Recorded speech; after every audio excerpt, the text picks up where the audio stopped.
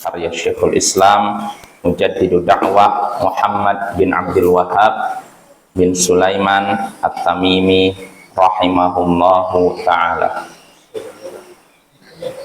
Ya, pada pertemuan sebelumnya kita sudah sampai perkataan muallif, perkataan Syekh, wal amiyu minal muwahhidin yaghlibu alfan min ulama'i haula'il musyrikin.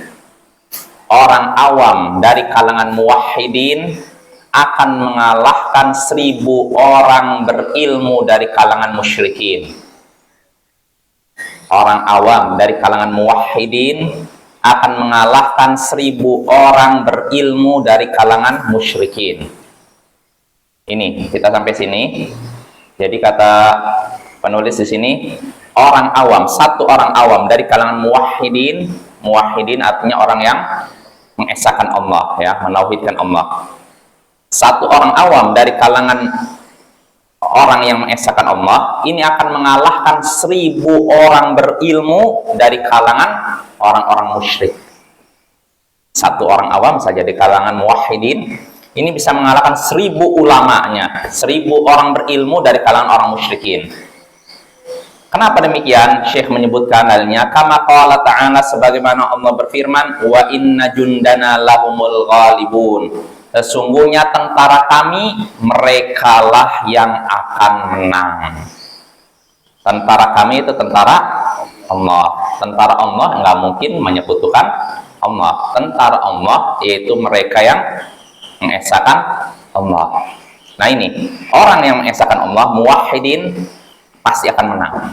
Karena Allah sendiri menyatakan, sesungguhnya tentara kami, mereka yang akan menang. Makanya Syekh sini menyatakan, fajundum mahumul ghalibun bil hujjati wal lisan kama annahum al ghalibuna bis sayfi was sinan.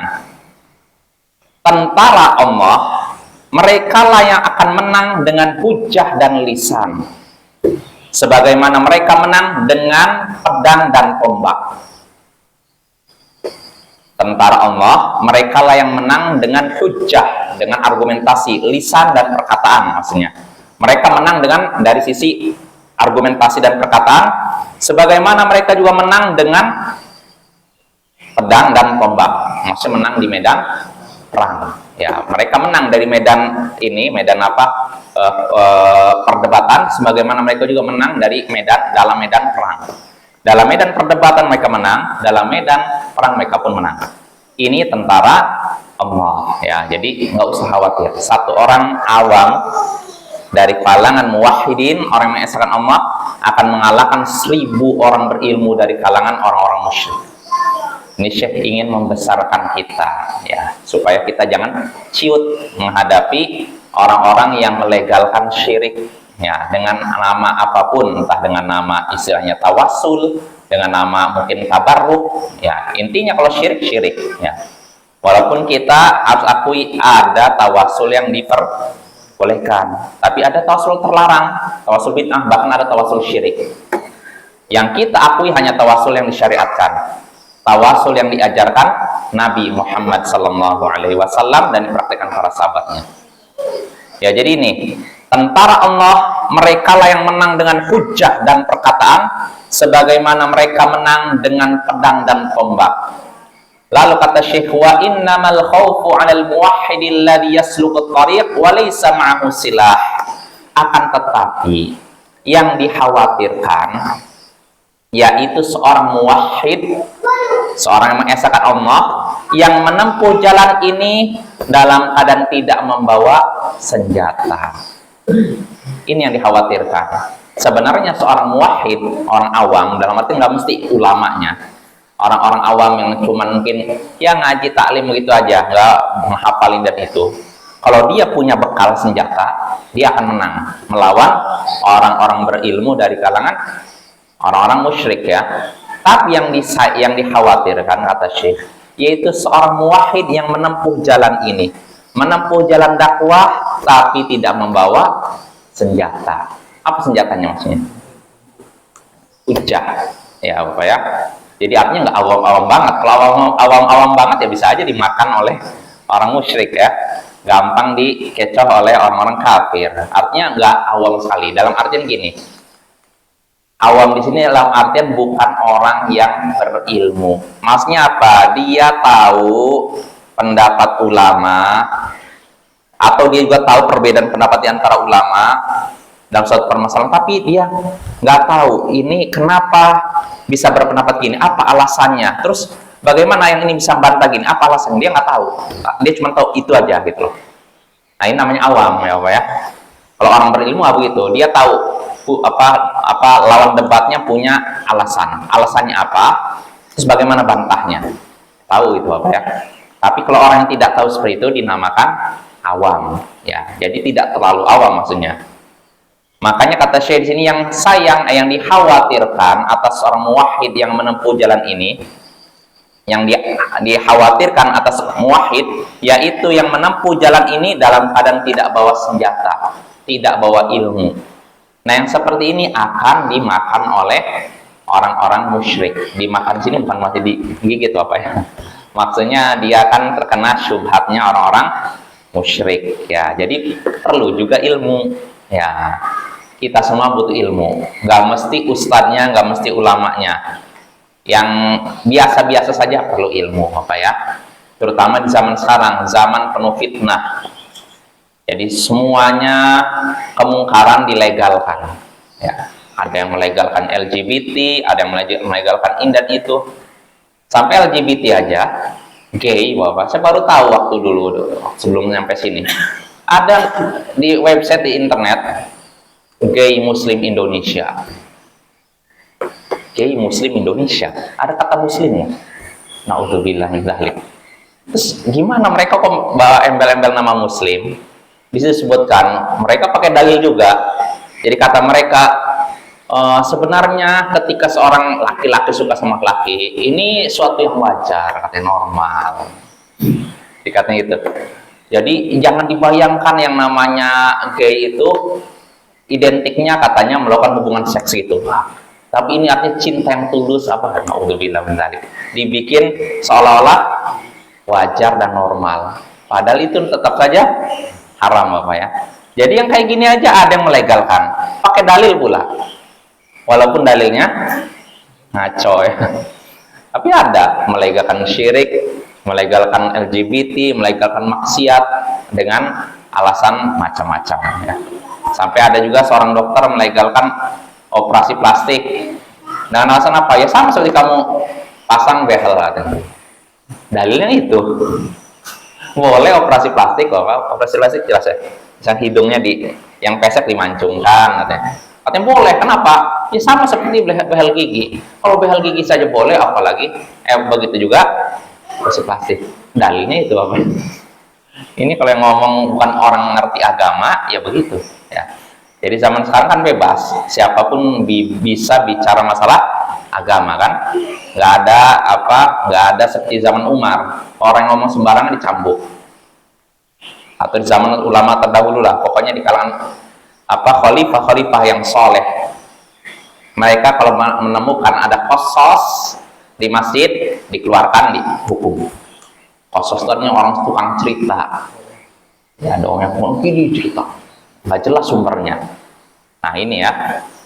Nah, jadi kita kembali lagi, yang dikhawatirkan kata Syekh itu seorang muwahhid yang menempuh jalan ini dalam keadaan tidak membawa senjata, tidak membawa ilmu. Padahal kata Syekh di sini, wa qad manallahu ta'ala 'alaina bi kitabihi alladzi ja'alahu Allahu tibyanan likulli syai'in wa hudan wa rahmatan wa busyra lil muslimin. Fala ya'ti sahibu batil bihujjah illa wa fil qur'ani ma yanquduha wa yubayyinu butlanaha. Sungguh kata Syekh ini, tadi kan Syekh mengkhawatirkan seorang muwahhid yang berjalan tanpa senjata. Kata Syekh, sungguh Allah telah memberikan kepada kita kitabnya, yaitu apa? Al-Quran, yang telah Allah jadikan sebagai penjelas segala sesuatu, petunjuk, rahmat, dan kabar gembira bagi kaum muslimin. Allah sudah memberikan kepada kita karunia berupa kitab Al-Quran yang menjelaskan segala sesuatu. kemudian petunjuk, rahmat, dan kabar gembira bagi kaum muslimin. Artinya sebenarnya kita sudah punya senjata. Senjatanya apa? Al-Quran. Menghadapi orang musyrik, Al-Quran, ya. Di antaranya Al-Quran, walaupun hadis juga bisa, tapi Al-Quran itu sudah udah cukup itu. Makanya kata Syekh sini, tidaklah orang yang menyebarkan kebatilan, mendatangkan suatu dalil, suatu argumen, suatu hujjah, kecuali dalam Al-Quran ada yang membatalkannya dan menyatakan itu batil. Jadi tidak ada satupun orang sesat nih membawa argumen, membawa alasan, dalil, kecuali dalam Al-Quran ada yang meruntuhkan itu, menjelaskan kebatilannya. Kadang dalam satu ayat itu juga. Artinya gini, kalau ada orang misalkan ada orang ini penolak sifat, misalkan menyatakan apa? Ini misalkan mereka pakai dalil tentang wa huwa ma'akum aina ma kuntum, atau jangan ini, ada satu ayat yang misalkan orang penolak sifat, mereka menolak sifat dengan menggunakan ayat Al-Quran. Jadi Bapak-Bapak jangan kita kira mereka nggak punya dalil loh. Orang nolak sifat Allah, menyatakan Allah nggak punya sifat melihat, mendengar, nggak punya sifat memberikan rahmat, nggak punya sifat marah, nggak punya. Allah nggak punya sifat perkasa, nggak punya. Allah tidak punya sifat apalagi mendengar, melihat, apalagi ya semacamnya lah sifat yang kita ketahui. Allah nggak punya sifat sama sekali. Apa alasan mereka? Al-Quran, ayat Al-Quran. Apa ayatnya? Laisa kamitslihi syai'. Tidak ada yang serupa dengan Allah sedikitpun. Tidak ada satupun yang serupa dengan Allah. Artinya apa? Allah tidak serupa dengan manusia. Tidak ada pun satu pun yang serupa dengan Allah. Allah tidak serupa dengan manusia. Kalau manusia punya sifat, Allah nggak punya sifat. Kalau Allah punya nama, Allah tidak punya nama. Jadi mereka pakai ayat Al-Quran, tapi tidak dilanjutkan ayatnya. Lanjutan ayatnya apa? Tidak ada satupun yang serupa dengan Allah. Wa huwas sami'ul basir, dan dia Allah maha mendengar lagi maha melihat. Loh, berarti di sini disebutkan Allah punya sifat mendengar dan melihat. Nah, itu. Jadi kalau ada orang sesat membawakan ayat Al-Quran, kadang di ayat itu ada juga bantahan buat dia. Jadi nggak usah khawatir, ya.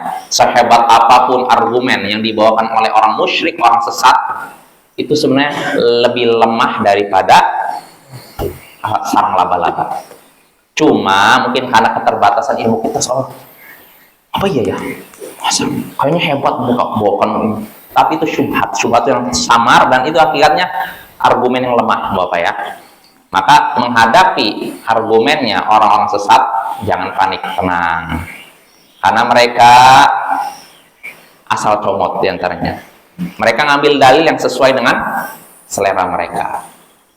Mau yang pokoknya sesuai dengan selera mereka ambil. Walaupun itu batil sekalipun. Maka jangan kita panik ya. Contohnya orang Syiah, Bapak-bapak, di pengalaman pribadi nih. Pernah saya waktu dulu, udah lama, 10 tahun lebih lah. Sini aja udah 10 tahun ya. 10 tahun lebih. Saya pernah nulis di internet tulisan tentang Abu Thalib kafir. Mati dalam keadaan kafir. Kan hadisnya sahih kan? Dalam Sahih Bukhari, Muslim kan? Sepakat para ulama, nggak ada yang mempermasalahkan. Saya nulis di situ. Tiba-tiba ada seorang netizen. Kalau dulu istilahnya blogger lah istilahnya. Ngasih komentar, isinya membantah habis-habisan tulisan saya. Dan yang dinukil sama orang ini ucapan ulama Ahlus Sunnah. Intinya apa? Di situ kan hadisnya diriwayatkan oleh Abu Hurairah dari Sa'id bin Al-Musayyib juga. Jadi ada berapa hadis? Langsung dia yang komentar ini nyebutkan nih Abu Hurairah menurut ulama ini kadzab, menurut ulama ini dia nggak bisa terima riwayatnya, menurut ini pencuri. Dia membawakan ucapan Umar, engkau mencuri wahai Abu Hurairah, sebutkan gitu. Sa'id bin Al-Musayyib juga gitu, sebutkan. Jadi seolah-olah hadisnya benar-benar jatuh. Padahal ada dalam Sahih Bukhari dan Muslim. Pertama saya bingung. Dia nyebutkan semua, panjang, bahkan lebih panjang daripada tulisan saya. Tulisan saya ibaratnya 1 halaman, dia bisa lebih dari 1 halaman. Cuma terjemahan semua. Pertama saya panik juga ya kan, belum pernah didebatkan orang, bahkan bantahnya lebih panjang pula. Cuma saya diam aja, tawakuf, nggak bisa komentar. Cuman bilang ini aja, saya udah ngerasain kayaknya orang Syiah. Saya cuma bilangin aja, udahlah, nggak usah misalnya kamu ikut campur dalam masalah keyakinan orang lain. Ya, artinya apa? Ini tulisan memang menurut perspektif Ahlus Sunnah, bukan perspektif, bukan menurut pandangan kaum Syiah gitu ya. Karena saya nggak tahu cara menjawabnya kan. Nah, tapi ternyata di kemudian hari, sekitar sebulan 2 bulan, saya entah lagi browsing internet, tiba-tiba saya dapat tulisan yang membantah komentar orang ini. Ternyata semua komentar ini bohong, kalaupun yang benar dipotong tulisannya. Ya. Jadi di situ ada celaan terhadap Abu Hurairah. Umar bin Khattab mencela Abu Hurairah. Nah, si Syiah ini cuma menyebutkan celaan Umarnya aja di awalnya, tapi tidak menyebutkan kelanjutan kisahnya. Karena di akhir kisah Umar meralat ucapannya. Jelas apa ya? Jadi yang dia nukil ucapan pertamanya aja. Ini yang jujur. Kalau yang dusta, nah, setelah saya dapat tulisan itu, oh ternyata dia bohong. Nah, akhirnya dari situ saya ngambil trik. Kalau ada orang Syiah ingin membantah kita, pakainya terjemahan, tagih teks aslinya. Jelas, teks aslinya masih dalam bahasa Arab. Karena dari situ kalau udah disebutkan teks aslinya, nggak bisa lagi dia berputih. Karena nanti ketahuan, bisa kita cari Bapak pakai Maktabah Syamilah, perpustakaan digital, ketahuan, oh ini dari kitab ini. Oh, dia motong ucapan ulama yang harusnya misalkan 2 kalimat, dia potong jadi setengah kalimat. Nah, dari situ ketahuan. Nah, maka setelah itu saya praktekkan. Ketika mereka ingin membantah, saya tanya, mana teks aslinya? Nggak berputih. Nah, ini juga menunjukkan orang Syiah itu pengecut, Bapak ya. Mereka itu suka motong-motong perkataan demi melegalkan keyakinan mereka. Ini dari pengalaman saya berapa kali debat sama orang Syiah gitu, pengecut. Mereka nggak berani membawakan teks aslinya. Karena kalau dibawakan teks aslinya, tampak kebohongan mereka. Nah, itu Bapak ya. Jadi intinya apa? Kalau ada orang-orang bermasalah membantah, kita jangan langsung panik, tenang dulu. Kita berpikir dengan pikiran yang kepala dingin lah istilahnya, kepala dingin, pahami dulu apa argumen mereka, setelah itu cari bantahannya ya. Apakah bantahannya dari para ulama, atau kita lihat dari kitab ulama, atau mungkin ceramah para ulama. Nah, dari situ kita akan insya Allah akan dapatkan jawaban. Yang nggak usah khawatir, karena kata Syekh sini, tidak ada satupun orang yang membela kebatilan, membawa argumen, membawa alasan, membawa dalil, kecuali dalam Al-Quran ada yang meruntuhkannya dan menjelaskan kebatilannya. Pasti ada.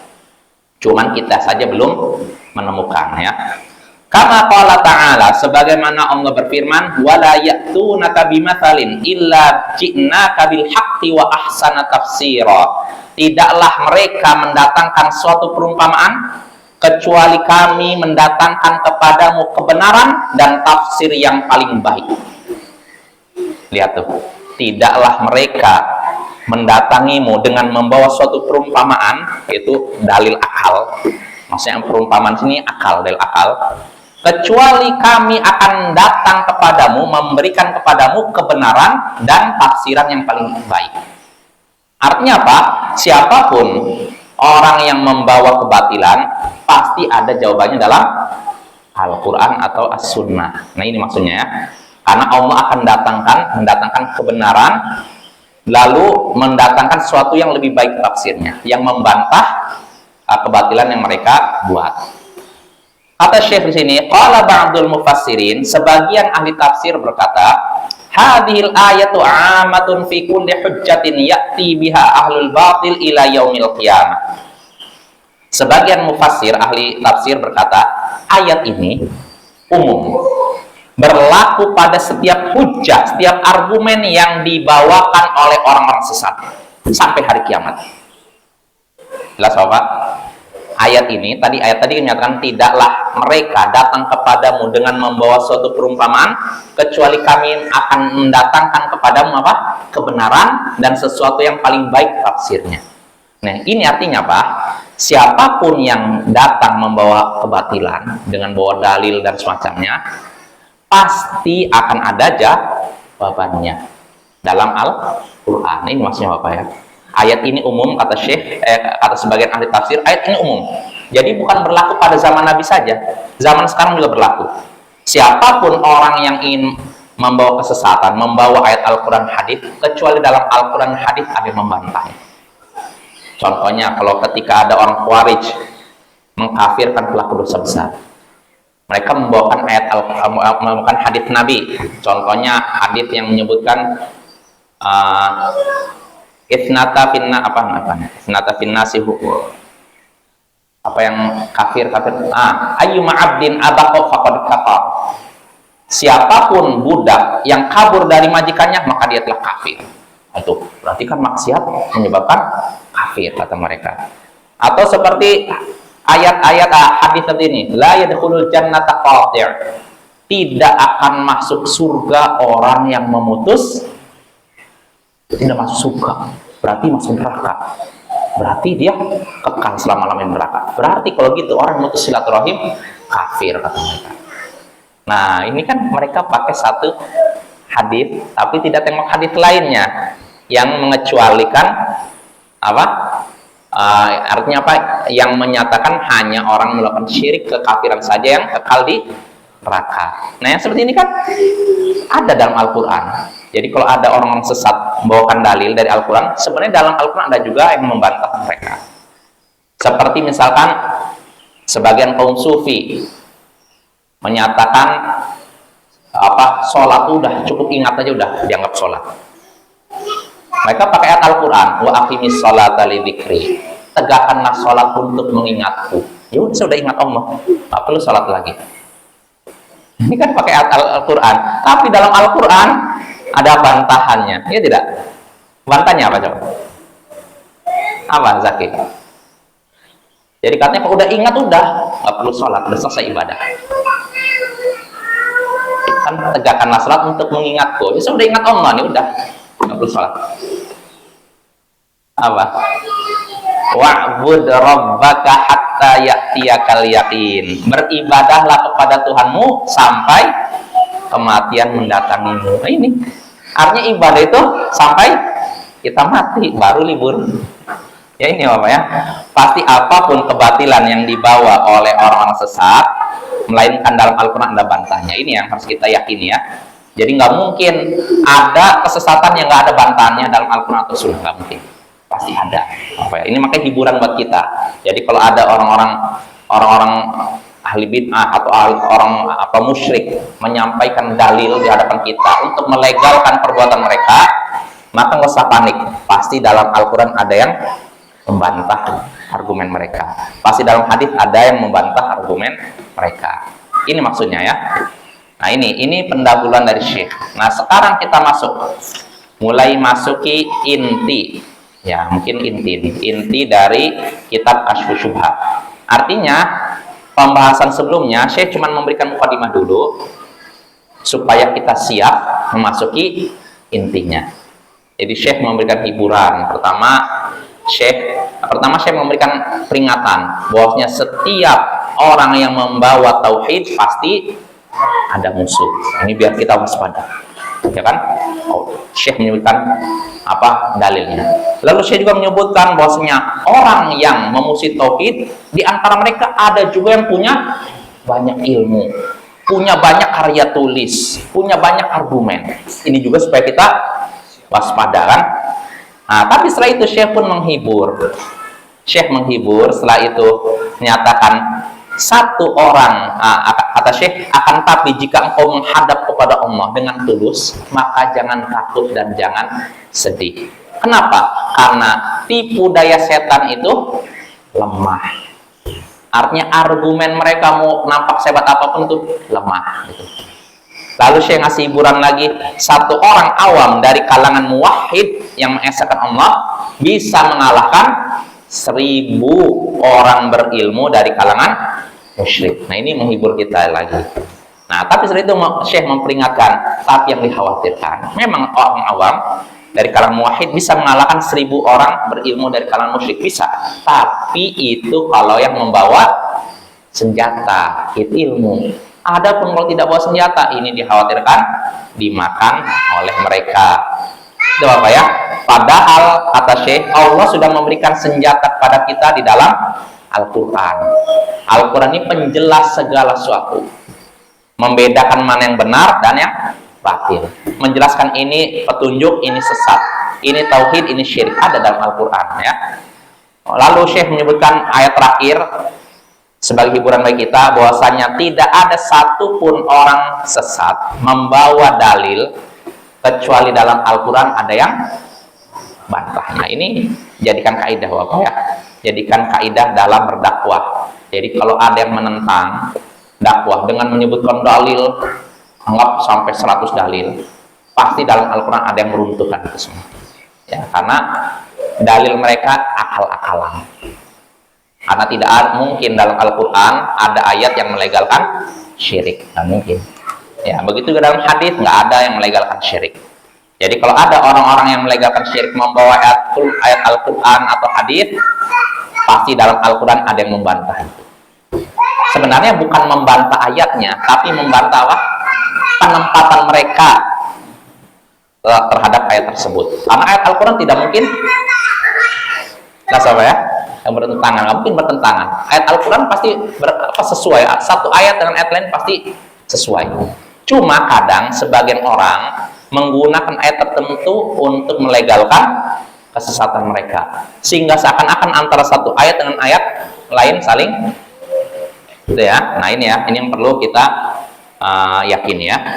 Jadi ayat Al-Quran tidak saling bertentangan, dan tidak ada satu orang pun sesat membawa dalil dalam Al-Quran untuk melegalkan kesesatannya, kecuali dalam Al-Quran ada yang membantahnya dan meruntuhkan kebatilannya. Nah itu ya, itu muqaddimah. Nah sekarang kita masuk inti nih, inti buku ini. Jadi kita mohon konsentrasi nih. Ini udah mulai inti nih. Ini intisari dari kitab Kasyfus Syubhat.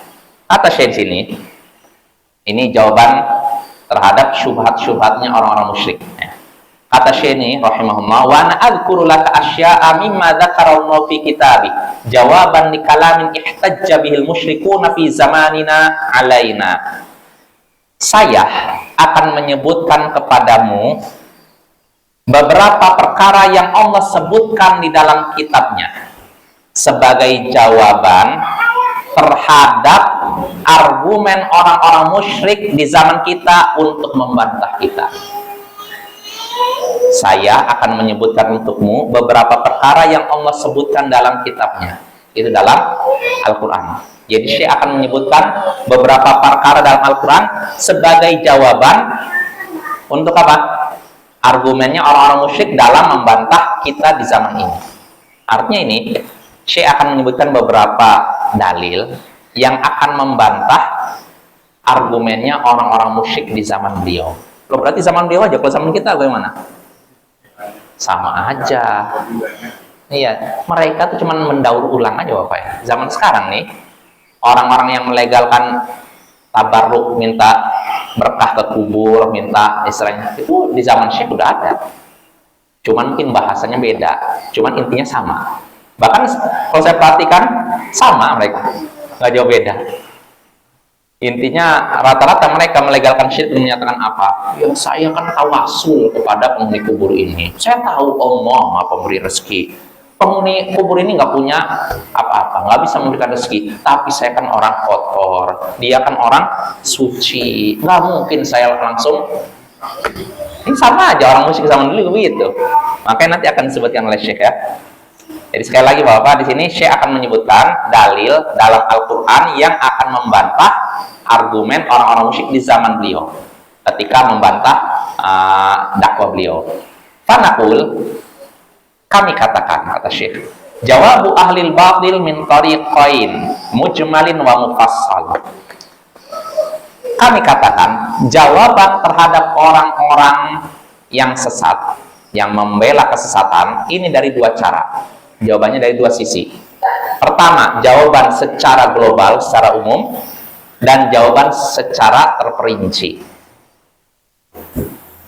Jadi jawabannya ada dua, Bapak ya. Jadi kalau ada orang-orang yang melegalkan syirik, bisa jawabannya dua. Jawaban secara umum, mencakup semua dalil mereka, dan bisa juga jawaban secara terperinci. Maksudnya apa? Masing-masing dalil mereka dibantah. Satu, dalil mereka A dibantah, B dibantah, C dibantah, satu persatu dibantah. Jelas? Jadi ada yang umum, satu jawaban untuk semua dalil, dan bisa satu dalil mereka dibantah satu persatu. Ini cara bantah orang-orang yang melegalkan kesesatan, kemusyrikan. Jadi ada jawaban secara umum semuanya, ada jawaban satu persatu terhadap dalil mereka. Lalu kata Syekh, amal mujmal fawal amrul azim wal faidatul kabirah liman aqalaha. Adapun jawaban secara umum yang menyeluruh, ini adalah perkara yang agung, faidah yang besar bagi orang yang memahaminya. Artinya Bapak, walaupun kita bisa jawab cuman jawaban umum, ini sebenarnya udah bikin menusuk hati musuh. Ya. Jawabannya umum, nanti akan jelaskan ya. Kita lanjut saja. Wadzalika qaulu ta'ala, dan itu adalah firman Allah Ta'ala, "Wallazi anzala 'alaikal kitaba minhu ayatun muhkamatun hunna ummul kitab wa ukharu mutasyabihat. Fa ammal ladzina fi qulubihim zayghun fayattabi'una ma tashabaha minhu ibtigha'al fitnah wa ibtigha'a ta'wilihi wa ma ya'lamu ta'wilahu illa Allah." Waqad sahha an Rasulillah sallallahu alaihi wasallam annahu qala idza ra'aitumul ladzina yattabi'una ma tashabaha min faulaika alladzina samma Allah fahdharuhum. Adapun jawaban yang mujmal, nih Syekh menyebutkan contohnya, yaitu firman Allah Ta'ala dalam surat Ali Imran ayat 7, dialah Allah yang telah menurunkan kepadamu kitab, yaitu Al-Quran. Ya. Di antara isi Al-Quran ada ayat-ayat muhkamat. Itulah pokok dari kitab Al-Quran. Dan ada juga ayat-ayat mutasyabihat yang samar-samar. Adapun orang yang di dalam hatinya ada penyakit kesesatan, dia akan mencari-cari ayat-ayat yang samar-samar untuk apa? Ingin membuat fitnah, ingin mencari-cari takwilnya, dan tidak ada yang tahu takwilnya kecuali Allah. Nah ini ayatnya nih, Bapak, ini ayat penting nih. Allah katakan, dialah Allah yang telah menurunkan kepadamu Al-Kitab, yaitu Al-Quran. Di antara ayat-ayat Al-Quran ada ayat-ayat muhkamat. Muhkamat artinya apa? Terang, jelas. Artinya semua orang nggak ada yang berselisih, nggak ada yang perbedaan. Semua orang paham. Ya contohnya gimana? Misalkan apa ayat yang muhkamat, saking banyak yang susah sebutin. Apa contohnya dalam Al-Quran? Misalkan aneh. Dzalikal kitabu la raiba fihi hudal lil muttaqin. Ini innamal mu'minuna alladzina idza dzukirallahu wajilat qulubuhum. Sesungguhnya orang-orang beriman adalah mereka yang jika disebut nama Allah bergetarlah hati mereka. Insya Allah jelas makanya, nggak perlu takwil lagi kan? Ini namanya ayat muhkamat seperti ini. Apa ayat seperti ini? Wa aqimus salata wa atuz zakat warka'u ma'ar raki'in. Tegakkanlah salat, tunaikanlah zakat, dan rukulah bersama orang-orang yang ruku. Tegakkanlah salat, tunaikanlah zakat. Apa ada orang yang bingung? Apa sih maksud salat? Ada. Apa ada orang bingung? Apa maksud zakat? Nggak ada kan? Jelas semuanya kan? Nah ini namanya ayat muhkamat. Terang benerang. Artinya apa? Semua orang paham. Nggak mungkin nggak ada yang paham. Kecuali orang yang baru masuk Islam mungkin nggak paham. Tapi kalau orang udah dari kecil Islam tahu, oh ini ayatnya jelas nih, nggak ada kesamaran. Ini yang pertama. Namun selain ada ayat-ayat muhkamat, Allah katakan tadi yang muhkam, yang ayatnya jelas, dipahami semua orang, ini inti dari kita. Artinya Al-Quran itu mayoritasnya ayatnya jelas. Kebanyakan ayat Al-Quran jelas ya. Tapi Allah sebutkan wa ukharu mutasyabihat. Dan ada juga ayat-ayat yang mutasyabihat, yaitu yang samar. Maksud samar ini bagi siapa? Bagi semua orang? Enggak, bagi sebagian orang. Artinya gini, menurut sebagian orang, oh ini samar, tapi menurut yang lain, oh enggak samar, kok jelas. Lalu apa ya? Contohnya apa ya? Misalkan seperti sebagian orang, wa huwa ma'akum aina ma kuntum, dan dia bersama kalian di mana saja kalian berada. Sebenarnya ini ayatnya jelas kan? Di mana saja Allah bersama kalian. Cuma sebagian orang bingung. Di mana saja kalian berada? Berarti Allah ada di, saya di masjid, Allah ada di masjid. Saya di rumah, berarti Allah ada di rumah. Saya di WC, Allah ada di WC. Sebagian orang bingung. Padahal ayatnya jelas. Jelas ya? Ayatnya jelas sebenarnya. Cuman sebagian orang mungkin karena udah ada syubhat, jadi nggak jelas. Padahal jelas ya. Ya, kalaupun anggap tidak jelas, kita kembalikan kepada ayat yang jelas. Ayat yang menyebutkan Allah ada di atas. Terus bagaimana Allah ada di mana-mana? Nggak mesti di mana-mana, zatnya ada di mana-mana. Sama seperti kita berjalan di bawah sinar bulan. Saya pergi ke Sarausau, bulan ada di atas kan? Saya pergi ke Padang, bulan ada di atas kan? Tapi saya berkata apa? Kemana saya pergi, bulan selalu bersama saya. Apakah bulannya menyatu dengan saya? Nah itu. Begitu juga ketika kita katakan Allah bersama kita, di mana saja kita berada. Bukan berarti zat Allah nempel dengan kita, enggak ya. Tapi artinya Allah maha mengetahui. Pengetahuannya ada di mana-mana. Ini Bapak ya. Mudah-mudahan jelas. Jadi kita kembali lagi, Allah menurunkan menurunkan Al-Quran. Di antara isi Al-Quran ada ayat-ayat yang terang. Ini inti dari Al-Quran, terang. Tapi ada juga ayat-ayat yang samar. Menurut sebagian orang samar, sebagian orang tidak samar. Nah ini ayat yang mutasyabihat. Nah, lantas apa sikap orang-orang sesat menghadapi ayat-ayat mutasyabihat yang samar-samar? Allah katakan, adapun orang yang di dalam hati mereka ada zaik itu kecondongan menuju kesesatan, memang punya dorongan untuk sesat. Adapun orang-orang model gini, mereka akan mencari-cari ayat-ayat yang samar. Artinya ini udah ada ayat yang jelas, nggak mau dibaca, malah yang dicarinya yang jelas ya. Ini tujuannya apa? Ibtigha al-fitnah, mencari fitnah. Fitnah itu artinya mencari kerusakan. Wa ibtigha at-ta'wili, dan mencari-cari takwilnya. Wa ma ya'lamu ta'wilahu illa Allah, padahal tidak ada yang mengetahui takwilnya kecuali Allah. Artinya nih, orang-orang sesat nih cari ayat-ayat yang samar untuk melegalkan apa? Kesesatan mereka, atau cari hadis-hadis yang samar untuk melegalkan. Nah, kalau Ahlussunnah nggak seperti itu. Kita dahulukan yang muhkam, ayat-ayat yang terang. Terus ayat yang samar-samar bagaimana? Dikembalikan kepada yang terang. Jelas ya? Jangan dibalik, yang terang malah dikembalikan ke yang samar. Jelas ya? Nah, karena orang-orang sesat gitu, udah jelas ada ayat yang terang, malah berpaling kepada ayat yang samar. Ya contohnya tadi, ayat yang berbicara tentang ketinggian Allah banyak. Ayat, hadis, akal, fitrah, banyak sekali. Nggak bisa sebagian ulama dia mengatakan 1000 dalil yang menyebutkan ketinggian Allah. Ini muhkam, udah sangat jelas. Tapi sebagian orang nggak mau melihat yang jelas ini, malah melihat yang samar-samar. Di antaranya tadi, dia bersama kalian di mana saja kalian berada. Nah, berarti Allah di mana-mana. Cuman satu ayat, nggak nengok ayat lainnya yang menyebutkan ketinggian Allah. Nah, ini menunjukkan mereka berpenyakit. Karena lebih suka mencari yang samar-samar dan meninggalkan yang terang. Jelas apa ya? Nih, Ahlussunnah nggak seperti itu. Ahlussunnah mengambil yang terang, yang samar dikembalikan ke yang terang. Ya, jelas ya. Tapi kalau ada orang suka cari-cari yang samar, ini berarti orang yang berpenyakit.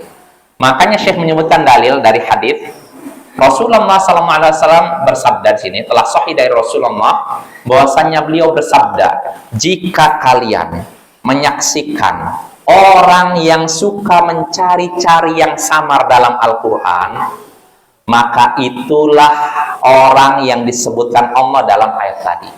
Hati-hatilah dari mereka. Jelas?